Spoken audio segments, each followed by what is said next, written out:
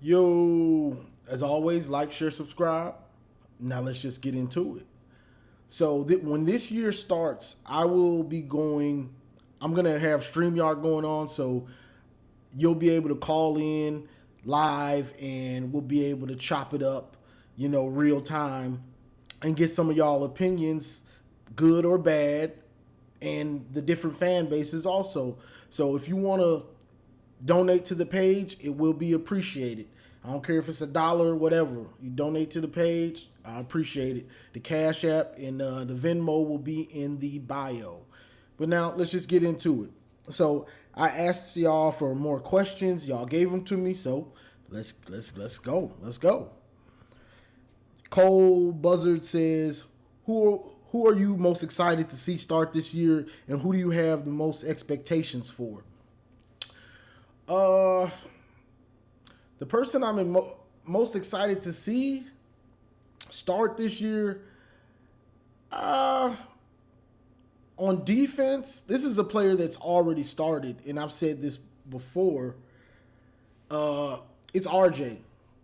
I'm looking for RJ to really set the tone on defense, RJ Moden, and get picks. I'm looking for him to get picks.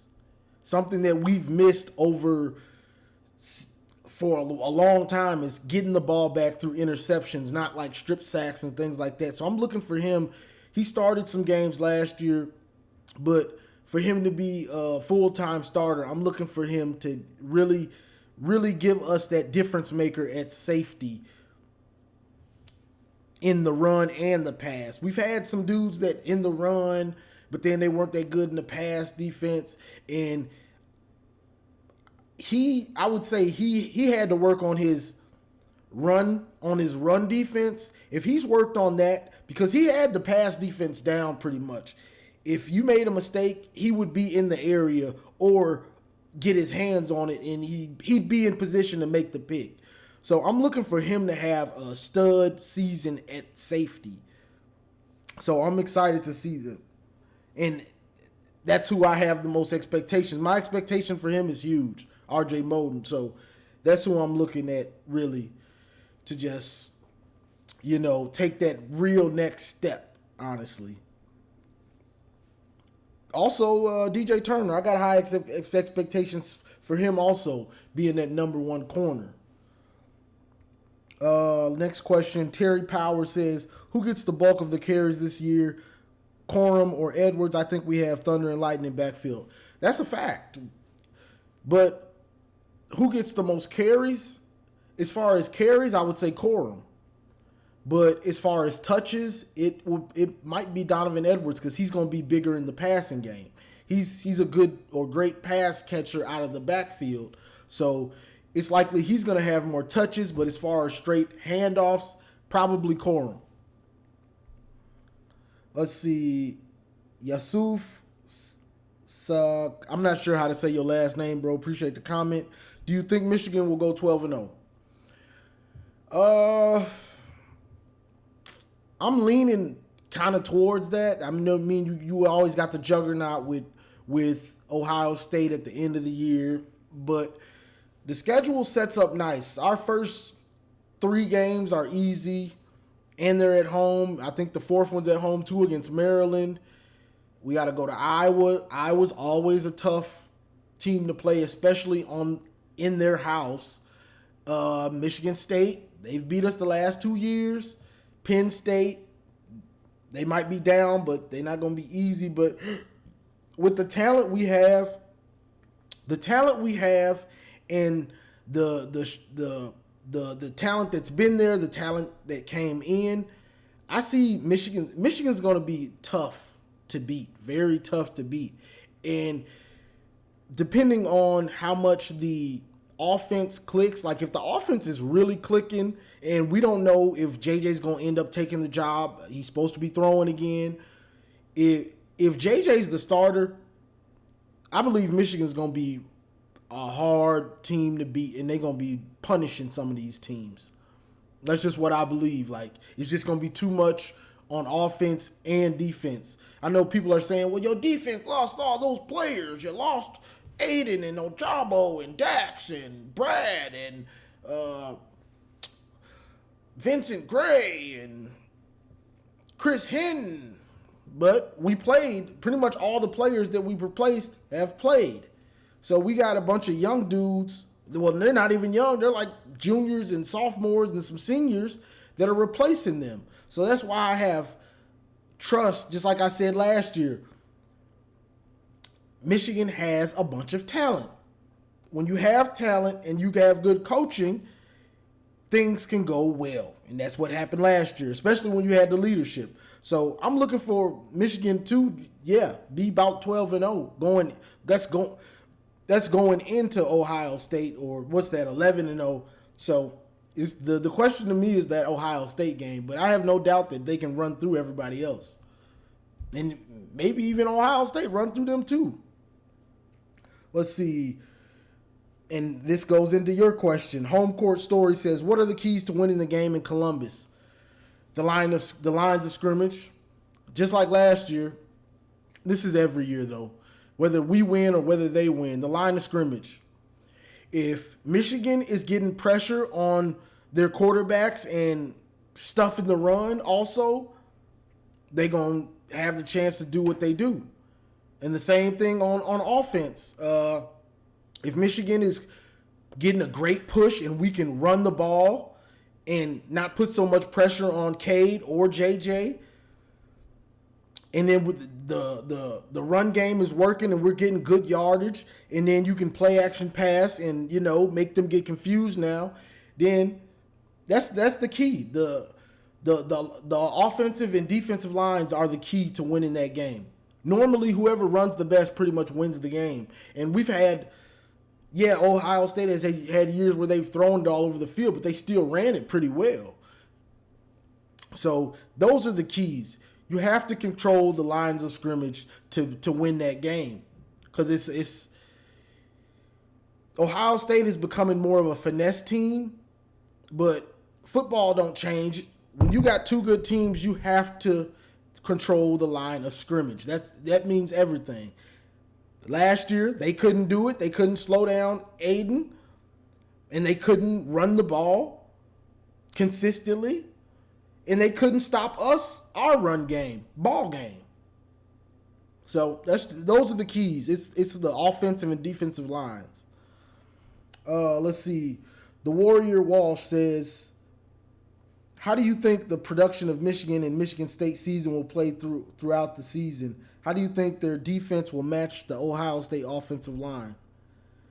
I'm kind of confused on that question, bro. Michigan State, I'm not sure how good Michigan State's going to be. Losing Kenneth Walker, and they always get a bunch of transfers, but I'm not sure, and I haven't looked at their schedule either. I'm not sure how good Michigan State will be. They lost a receiver or two, so we'll see. I'm not sure about Michigan State. I know Michigan has a ton of talent. I know that for sure. So Michigan should still be able to. The question with Michigan is, will we be able to get a pass rush without blitzing? That's the big question for us. So we'll see how that goes. And as far as Michigan versus Michigan State, see, Michigan wants to beat Ohio State the most. Michigan State wants to beat us the most. So Michigan State, they build their team to where you can't run it on them. Like last year, they had a pretty good run defense. Their pass defense was the worst in the country.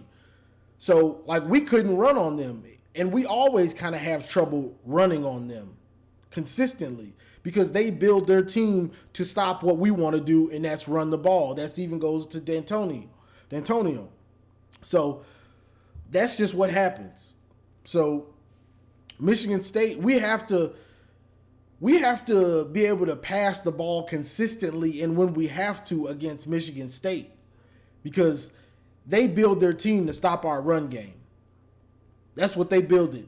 We're going to be tough, hard-nosed in the trenches. Will Michigan, who we don't have a prolific passing game most of the time, hopefully it can get there this year. Let's hope. But that's what they do. Okay, we want to beat Michigan. Michigan is a run team. Let's be great in the trenches, front seven, because they don't have prolific receivers and a quarterback like that. Let's hope either Cade or JJ can be that. So so that's what I feel on it. But I hope that answered your question. Bradley and Sons Lawn Care Service, appreciate the comment, says, why are people doubting Michigan this year? People are doubting Michigan because they don't know if it was a one-year wonder. And if you're not following the program closely, you might think that because we lost all those players that I just named, and we haven't beat Ohio State consistently in a long time. So they're like, okay, Michigan will probably go back to being 9-3 or something like that, 3 losses, 4 losses, something like that. So this year is a prove that you belong year. This is a prove that you belong in the upper echelon year for Michigan. So I mean, some of the doubts are validated, but some of it is just they're a fan of another team, so they're a homer. Oh, y'all had a fluke year. It was a fluke. It really wasn't much fluke about it, but there really wasn't much of a fluke. We didn't win any games like on some crazy bad play or something like that. I guess you could say maybe the Nebraska game, but we pretty much just won off of what we wanted to do. We wanted to run the ball. We pretty much did that on everyone. And on defense, we wanted to bend but don't break, give Aiden and Ojabo enough time to get some sacks and ruin drives. That's what we did. It pretty much worked against everyone. Michigan State was able to run the ball on us and get some big plays on fourth downs, the refs, whatever you want to call it, and they got out of there. Well, they won at home. They made it out. But even that game, Michigan was on the edge of blowing them out, and everything went right for Michigan State. But people doubting us, it's just a lot of Ohio State fans that they just hope. They're hoping and they're praying that this isn't real, that Michigan is back. Because then they have to worry about the game. They have to worry about not going to the Big Ten championship every year. Because Michigan will be in a position to win the Big Ten and be able to play with them. And I hate to tell them, and a lot of them haven't realized that you putting up 60 was 90% Don Brown. Those 2 years, see, they got comfortable with those 2 years. They put up 56 and then 60, and they think that's just how it's supposed to be now. When really, that was mainly because Don Brown was such a bad defensive coordinator, and I'll give Ryan Day his credit. He read him like a book. He knows him in the ins and outs of his scheme, and he reads it like a children's book. This is too easy. So that's really what's going on. A lot of them just took those games, and now they expect to blow us out by 20, and they expect to score 60 and stuff like that. But I don't think that. I think those days are over. But we'll see. But I expect us to be right in position to win the Big Ten, and it comes down to that Ohio State game. Because we can drop a game. We can lose a game. I mean, it wouldn't be good just in case Michigan, we had to hope Michigan State lost and all that stuff. We can lose a game. We just can't lose to Ohio State. So, and I don't expect Michigan State to be great this year or Penn State. So, it's just win the games and go into that Ohio State game with a chance to win it and go to the Big Ten championship. Let's see. DJ Dre Wills. How do you expect the defense to look? I expect the front seven to probably be better against the run. I know people are going to say the front seven against the run. I expect them to be better. And sideline to sideline, I expect them to be better against the run. The pass defense, I expect them to be better. I expect us to get more picks this year. Because DJ Turner's back, RJ Moden, Rod Moore, Will Johnson, wherever they put him, whether he's starting or not. Now, Jamon Green, we'll see if he's starting or if Will Johnson takes his spot, but I expect the secondary to be better. So, as a whole, I think the defense will be able to do more. Now, the question is, will we be able to get a pass rush without blitzing? I'm not going to say we will because I don't know. I don't know how some of these dudes are going to be, if they're going to be able to consistently get it to the passer. Mike Morris and Taylor Upshaw and these dudes and Chris Jenkins, we'll see. But as far as the run defense, I think it should be up to par or better. In the secondary, I expect the secondary to be better than last year, even with the players we lost. Because I see higher caliber players in the secondary now. So I expect the defense to be good. It's just, can we get a pass rush without blitzing? If we can get a pass rush without blitzing, this team will have a chance to maybe even be better than last year and have like one loss or something like that. That's what I think. But we'll find out. Now let's see. Nate the Great says, who is going to replace Hassan Haskins to back up Corum? Is it Dunlap? It's Donovan Edwards, bro. Donovan Edwards, we saw him get in last year in the passing game and, in blowouts.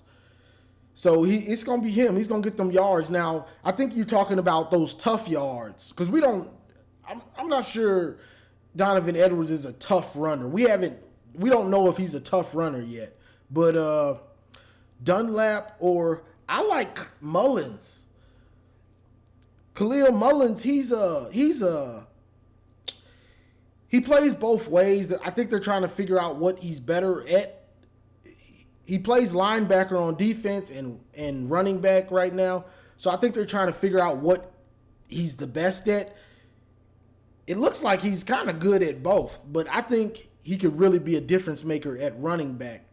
But we might need him on defense too because he's a thick dude. He looks like a prototypical type linebacker, that 235, 240-ish, that 230 to 240 kind of linebacker. So we might need him in the run game, certain games. You know what I'm saying? So that's who I think should be the third running back. I liked what I saw out of him, the burst, the cuts.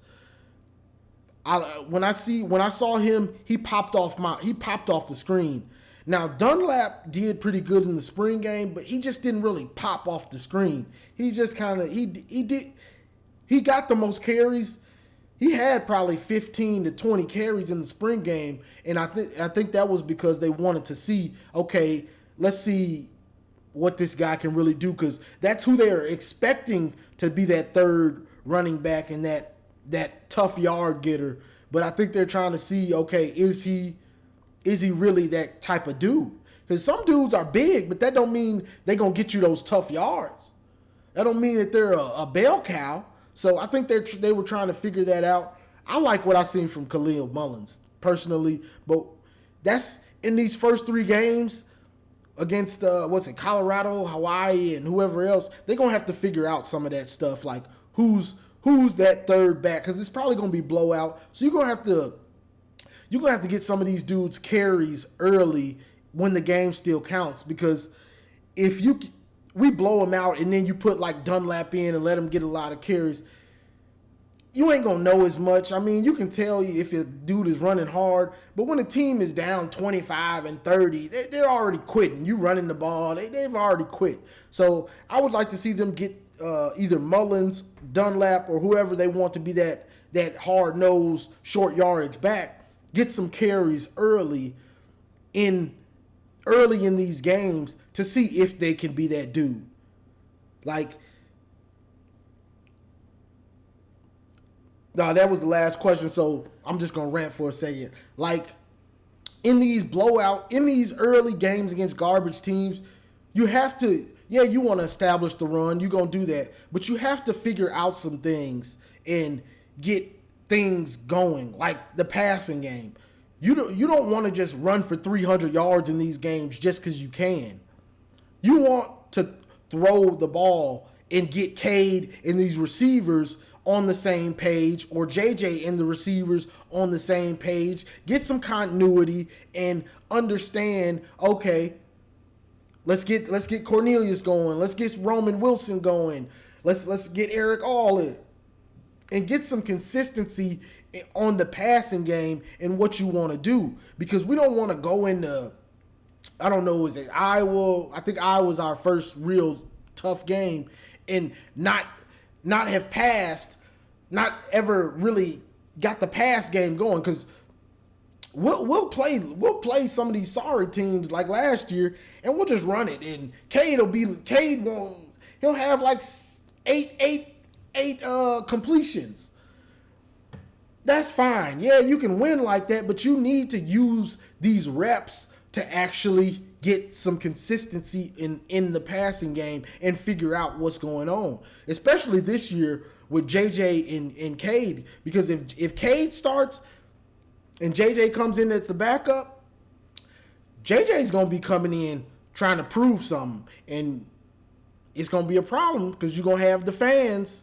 You're going to have the fans like JJ came in and he was lighting it up. So you better figure it. He's going to have to use these first few games to figure it out and understand, yeah, you can run the ball and win these games, but it's more beneficial to the team to get the passing game going, because you're going to need it. The run game is our bread and butter, but there's always going to be a game where Cade or whoever's the quarterback, the quarterback and the receivers and the tight ends are going to have to win the game. Michigan could have won one more game if the pass game was where we wanted to be. We would have beat Michigan State. And I know people are saying, well, we threw for 400 yards against Michigan State. Well, let's break it down. Michigan State had the worst pass defense in the country last year. The worst pass defense in the country. And yet, we got down. We were down. We needed one score to win that game. And Cade had 2 drives to win it, whether it was a drop, whether it's he forced the ball, whether it's he didn't see a receiver. All of that comes into consistency in the pass game. That was the first game last year where we needed the passing game to put the team on their back because we couldn't run against Michigan State. So you want to get that consistency early to get these dudes, just like we want the offensive line feeling themselves with the run, and Blake and Corum and Donovan Edwards feeling themselves. We want Cade or JJ, Roman Wilson, Cornelius, Eric All, Ronnie Bell. We want them dudes feeling themselves too. So when a pressure situation comes, they're not dropping balls, and you want to get these dudes feeling themselves in the game. Like, I'm that dude. Give me the ball. We need a drive to win it. Give me the ball. We don't want them.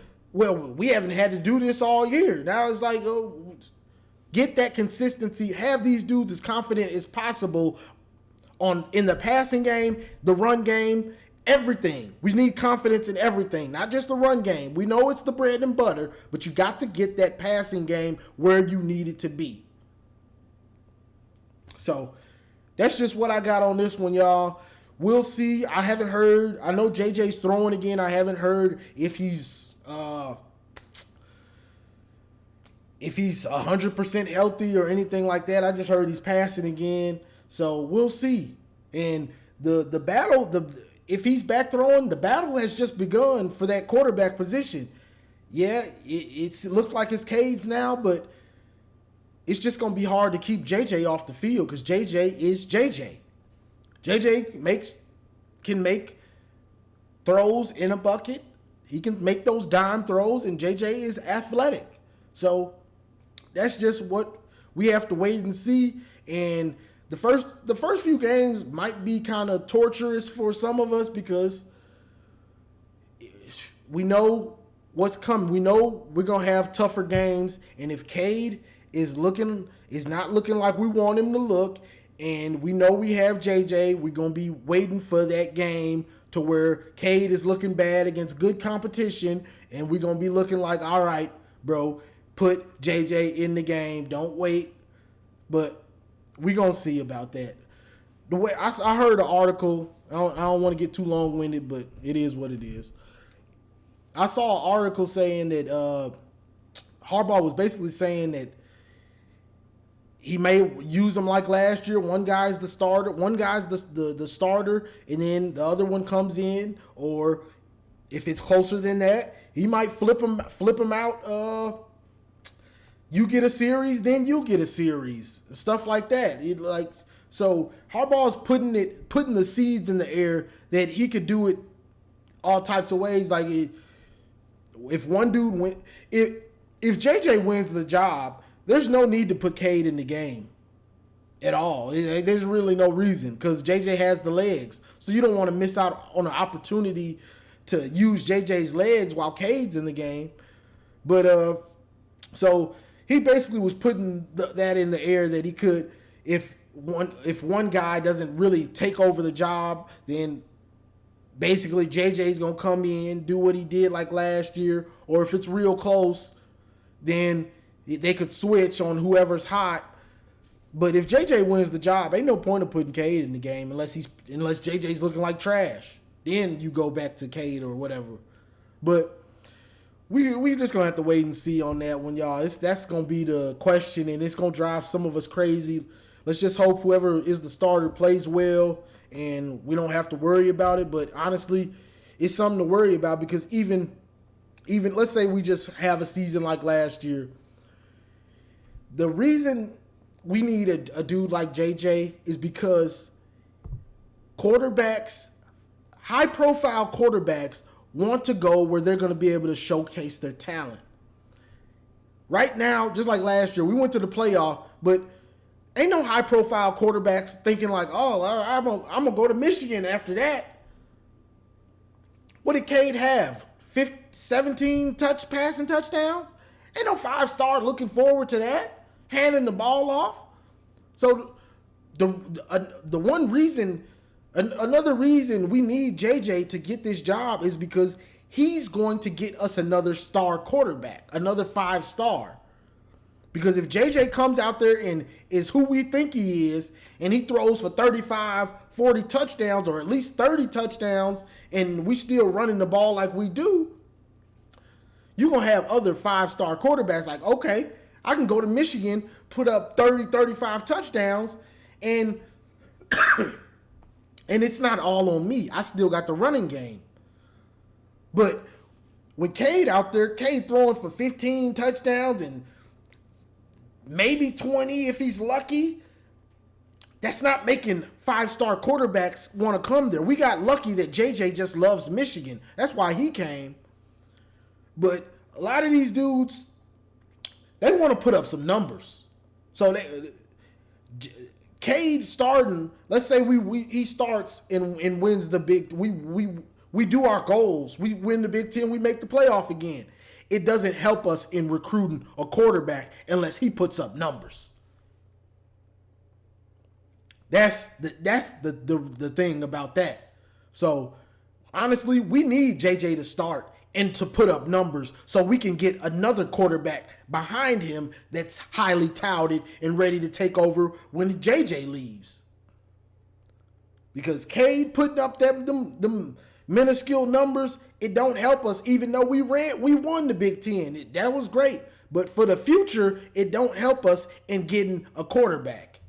It makes quarterbacks like, I'll pass. I'm talking about the highly touted 5-stars and highly touted 4-stars that are running gun and want to put up 30 to 50 touchdowns in a season. It don't help us. But that's all I got for this one, y'all. I just wanted to answer y'all questions and then rant about that quarterback situation.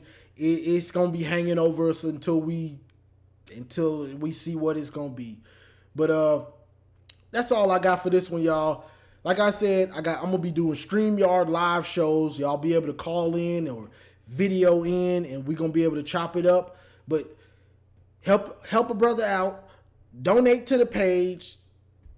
It's appreciated, and I'm gonna use it towards that. So whether it's $1, whatever, I appreciate it. Like, share, subscribe, and as always, go blue.